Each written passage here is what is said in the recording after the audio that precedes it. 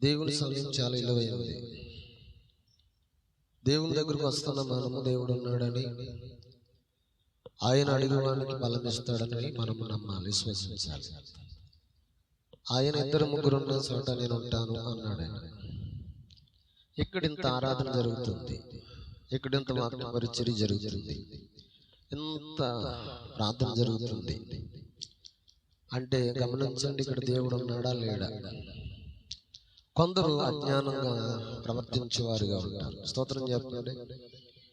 దేవుడు ప్రతి స్థలాన్ని చూస్తున్నాడు, దేవుడు ప్రతి మనిషిని కూడా చూస్తున్నాడని సామెతల గ్రంథం 16వ అధ్యాయంలో 15వ అధ్యాయంలో మనము ఆ సందర్భాన్ని చూడొచ్చు. చూడండి, సామెతల గ్రంథం 15వ అధ్యాయం 3వ వచనంలోనే ఆయన ప్రతి స్థలాన్ని చూస్తున్నాడు, ప్రతి మనిషిని కూడా చూస్తున్నాడు.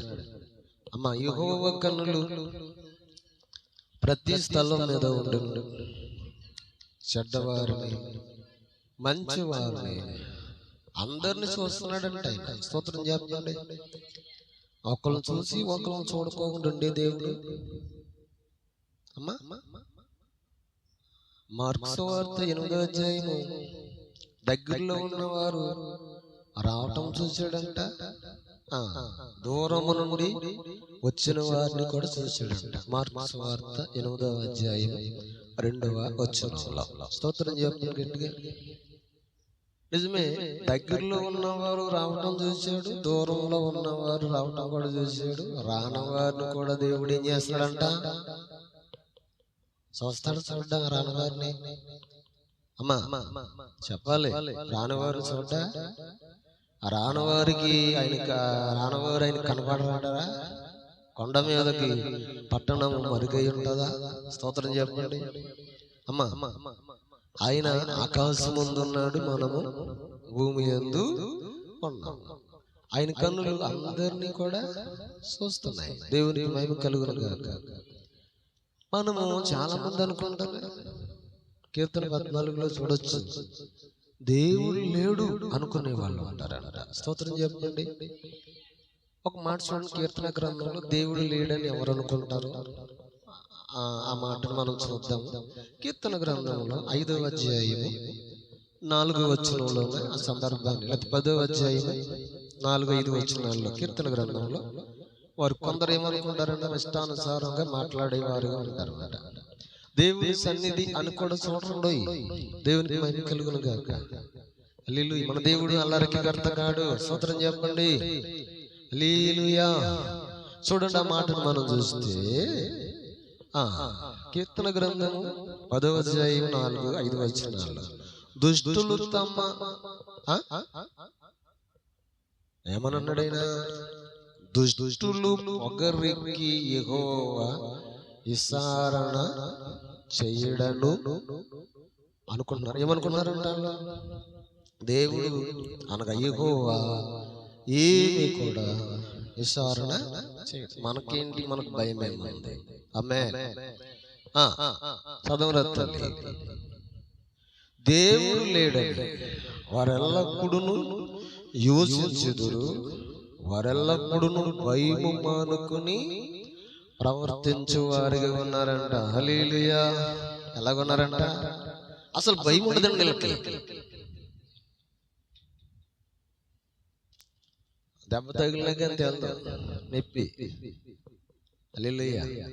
అపాయం మంచుకు వచ్చినప్పుడు కానీ తెలుదు బాధ, శ్రమ వచ్చినప్పటికి తెలుదు. హల్లెలూయా.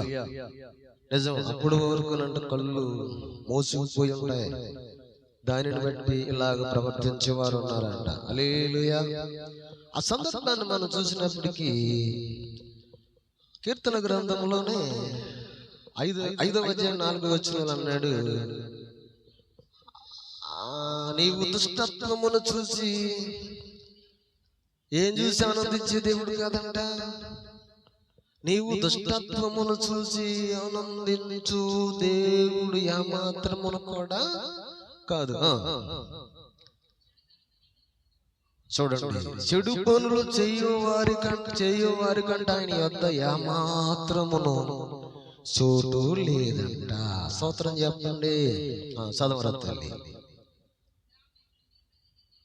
ఎవరుంటారంట? నేను అది చేస్తాను, నేను ఇది చేస్తాను, అంత కాదు, ఇంత కాదు, నేనంటే ఏమిటనుకుంటున్నారు? హల్లెలూయా. నాకన్నీ తెలుసు. డాంబికముగా ఉన్నవారు దేవుని మందిరానికి ఎలా వెళ్ళినా కానీ దేవుని సన్నిధిలో నిలబడలేరంట. స్తోత్రం చెప్పండి.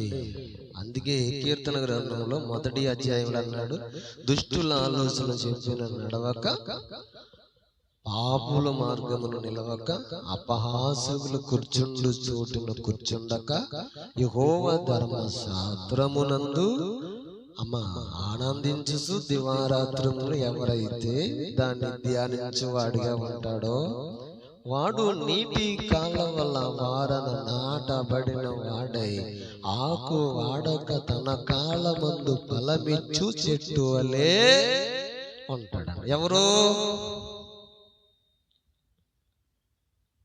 దుష్టు సాంగత్యము మంచి నడవడిను చెరుపును అనికి కొరింథీ పత్రిక 15:33 మనము చూడొచ్చు. మంచి నడవడిక. కయ్యేను చూసుకుందాం ఒకసారి. అతని ప్రవర్తన, అతని తీరు ఏ విధముగా ఉన్నదో. హల్లెలూయా. కొందరు ప్రవర్తన, కొందరు తీరు ఎలాగున్నది అనుకుంటున్నారు? దేవుడు చూస్తలేదా? ప్రతిదానికి దేవుడు ఏం చేస్తాడంటే ప్రతిఫలం ఇస్తాడంట. హల్లెలూయా. ఈ వాక్యం వింటున్న ఎవరైనా మారాలి. ప్రతి ఒక్కరు కూడా మార్పు అనేది కలిగి జీవించటానికి మనం ప్రయత్నం చేసినప్పుడు మన ప్రభువు కనికర పూర్ణుడు, ప్రేమ కలిగిన దేవుడు. స్తోత్రం చెప్పండి. తన యొద్దకు వచ్చే వారిని ఎవరిని త్రోసివేసే దేవుడు. ఒక మాట చెప్తున్నా, పాపం చేసేవాడంట ప్రార్థన చేయడు, ప్రార్థన చేసేవాడంట పాపం చేయడంట. స్తోత్రం చెప్పండి. పాపం చేసేవాడు ఏం చేయడంట? ప్రార్థన చేయడు. ప్రార్థన చేసేవాడు ఏం చేయడంట? పాపం చేయడు. మనం పాపం చేసేవారుగా మనం ఉంటే పాపానికి వచ్చే జీతం ఏంటంట? మరణం. దేవుని వాక్యం చెప్తుంది, ఆదామును నుండి కలిగిన పాపం అంట మోసే వరకు కూడా రోమాపత్రికలో 5వ అధ్యాయం 14వ వచనంలో ఆ పాపం అందరికి సంక్రమించి ఉన్నదంట. ఇప్పుడు మనందరం ఎక్కడ ఉన్నామంటే పాపములోనే ఉన్నాము. స్తోత్రం చెప్పండి. నిజమే. ఆ పాపములో ఉన్న మనల్ని విడిపించటం కొరకు దేవుడు, సాక్షాత్తు దేవుడు ఆయన మన కొరకు ఈ లోకానికి శరీరాన్ని దాల్చుకుని ఈ లోకానికి రావటం జరిగింది. చాలా మందికి ఇప్పుడు మరలా పుట్టడం ఏంటి, ఇప్పుడు మరలా రావటం ఏంటి? అనుభవించిన వారికి తెలుస్తుంది రుచి. ఏదైనా పొందుకున్న వారికి తెలుస్తుంది దాని విలువ. స్తోత్రం చెప్పండి. నిజమే కదా? అనుభవించిన వారికి తెలుస్తుంది, పొందిన వారికి తెలుస్తుంది దాని విలువ. అందుకే బైబిల్ అన్నాడు, యెహోవా ఉత్తముడని రుచి చూసి తెలుసుకుని నరుడు ధన్యుడు. స్తోత్రం చెప్పండి. నిజమే. వాక్యం అంటే సామాన్యమైనది కాదు, అసామాన్యమైనది కాదు. దేవుని వాక్యం శక్తి కలిగింది, పరిపూర్ణమైనది. సర్వ శరీరులు గడ్డిని పోలు ఉన్నారంట, గడ్డి ఎండును పువ్వు ఆడుకోను గాని గమనించిన దేవుని వాక్యం నిత్యమును నిలిచి ఉండునని చెప్పి పేతురుపత్రికలో ప్రభు సెలవిస్తూ ఉన్నాడు. స్తోత్రం చెప్పండి. ఈరోజు మన అంశం అది కాదు, ఈరోజు మన అంశం కాదు. అయినప్పటికీ ఎందుకు ఈ సందర్భాన్ని తీసుకుంటూ ప్రభు మాట్లాడుతున్నాడు అంటే, రాత్రి కాలంలో చదువుకున్న వాక్యాన్ని బట్టి, ఉదయకాలంలో వాక్యం చదువుకుని ధ్యానించిన వాక్యాన్ని బట్టి మనం చూస్తే ఎస్తేరు గ్రంథంలో హామాను అనేవాడు ఉన్నాడు, దుష్టుడు. ఎవడంటాడు? హామాను అనేవాడు ఉన్నాడు, దుష్టుడు. వాని చరిత్రను గురించి చూసినప్పుడు యూదులు 127 సంస్థానములలో వారు ఉన్నప్పుడు 127 సంస్థానంలో ఉన్న వారందరూ కూడా నాశనం చేయాలి. వాళ్ళతో పాటు గమనించండి, మొర్దెకై ఎస్తేరును కూడా నాశనం చేయాలని తలంపు కలిగి ఉన్నాడంట. స్తోత్రం చెప్పండి. ఎందుకు ఆ ఆలోచన తనకు కలిగింది అని అంటే, ఎస్తేరు గ్రంథంలో చూడండి, ఆ సందర్భాన్ని చూస్తాను. ఆ సందర్భాన్ని మనం చూసుకుందాం. ఎందుకు వారందరినీ నాశనం చేయాలి, పతనం చేయాలని ఆలోచన కలిగి ఉన్నాడంటే ఎస్తేరు గ్రంథము 3వ అధ్యాయము 5వ వచనం కానించి మాటను చూసుకుందాం. 5వ వచనం కానించి మనం చూద్దాం. చూడండి, మొర్దెకై వంగకయు నమస్కరింపకయు ఉండుట హామాను చూసినప్పుడు బహుగా కోపించి మొర్దెకై ప్రాణమును మాత్రమే తీయుట స్వల్ప కార్యమని ఎంచి మొర్దెకై యొక్క జనులు ఎవరైనది తెలుసుకుని అహర్యసు యొక్క రాజ్యమంతటనంట మొర్దెకై అమ్మా స్వజనులకు యూదులందరినీ కూడా సంహరించడానికి ఆలోచన చేశాడంట. స్తోత్రం చెప్పండి. నాకు ఎదురు లేదు అనుకున్నాడు. దేవుడు వదిలేస్తాడా? దేవుడు ఊరుకుంటాడా? స్తోత్రం చెప్పండి గట్టిగా. నిజమండి, దేవుడు వదిలేస్తాడా? దేవుడు ఊరుకుంటాడంటే దేవుడు వదలడు, దేవుడు ఊరుకోడు. అందుకు కీర్తన గ్రంథంలో చూడొచ్చు, ఆ మాట నేను చదువుతున్నాను చూడండి.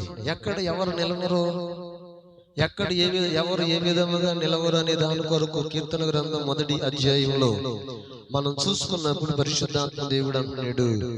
అక్కడ రాయబడిన మాటను చూస్తే అక్కడ అన్నాడు, దుష్టులు ఎవరు వచనంలో 4వ వచనంలో దుష్టులు అలాగ ఉండక గాలి చేత చెదరగొట్టు పట్టు వల్లి ఉందురు. కాబట్టి న్యాయ విమర్శలు దుష్టులు, నీతిమంతులు సభలో పాపలు నిలవరంట. నీతిమంతుల మార్గం యెహోవాకు తెలియను, దుష్టులు మార్గము నాశనానికే పోవునంట. స్తోత్రం చెప్పండి గట్టిగా. ఒక మాట చెప్తున్నాను, యేసు ప్రభు వారిని పట్టుకోవడానికి ప్రధాన యాజకులు పెద్దలందరూ కూడాను బందిపోటు దండ మీదకి వచ్చినప్పుడు ఆలోచన చేయాలన్నమాట. ఆ కలంగాను పేతురు గారు అతను వరలో ఉన్న కత్తిని తీసి మలుకు అనబడిన ఒక బంట్రోతు యొక్క చెవిని నరికేసాడు. చెవిని నరికేసినప్పుడు ఆయన వెంటనే ఆ చెవిని తీసి అతికన్నాడు, కత్తి పట్టినాడు, కత్తితోనే మరణించు. స్తోత్రం చెప్పండి గట్టిగా. నిజం. ఇప్పుడు హామాను యూదులు 127 సంస్థానంలో ఉన్న జనులందరినీ, యూదులందరినీ, మొర్దెకైను, ఎస్తేరును తన ప్రజలు ఎందుకు చంపాలనుకున్నాడు? వంగి నమస్కారం చేయలేదని చెప్పి. హల్లెలూయా. వంగి నమస్కారం చేయలేదని మన దేవుడు అన్నాడు. ఆయన నేనే దేవుడిని అన్నాడు. నాకు తప్ప ఎవరికి మీరు వంగి నమస్కరించకూడదు అన్నాడు. దేని రూపం చేసుకోకూడదని వాక్యం చెప్తుంది కదా. స్తోత్రం చెప్పండి గట్టిగా. నిజమే. మరి దేవుడు నియమమును, దేవుని ఆజ్ఞను ఎందుకు అతిక్రమించేవాడిగా ఉంటాడు? అతిక్రమించుకోకుండా ఉన్న విధానం బట్టి కోపం తెచ్చుకున్నాడు. కోపం తెచ్చుకుని